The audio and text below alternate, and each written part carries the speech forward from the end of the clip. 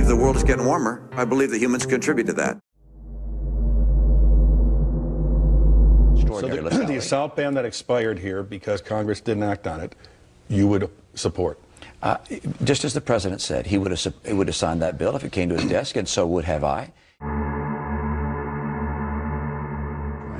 But you can't be the president that oversees the collapse of the auto industry in the U.S. Well, I obviously have made a decision to make sure the economy doesn't collapse. I've abandoned free market principles to save the free market system. But he's not a knuckle dragger, right? He understood the TARP.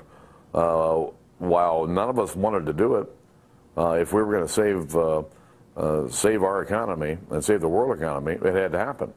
I wish we didn't have to do it either, but he understood that. Question then becomes, how do you ensure the 45 or 50 million Americans who are not on the books? Well, that's what we did in Massachusetts, and that is we put together an exchange, and the president's copying that idea. I'm glad to hear that. We let people buy their own private insurance. Most people can afford to buy that insurance once you have an exchange that allows them to do that on a cost-effective basis. And then for those that are low income, you help them buy their own private insurance. But I read your first book, and it said in there that your mandate in Massachusetts, which should be the model for the country. And I know it came out of the reprint of the book, but, you know, I'm just saying, you were for individual mandates, my friend.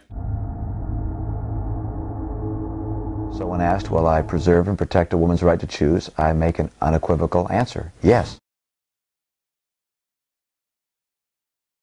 A few moments ago, I told some people inside the building here of a letter that I just received day before yesterday. It's a letter from a man out here in the country, an executive who's earning in six figures, well above $100,000 a year.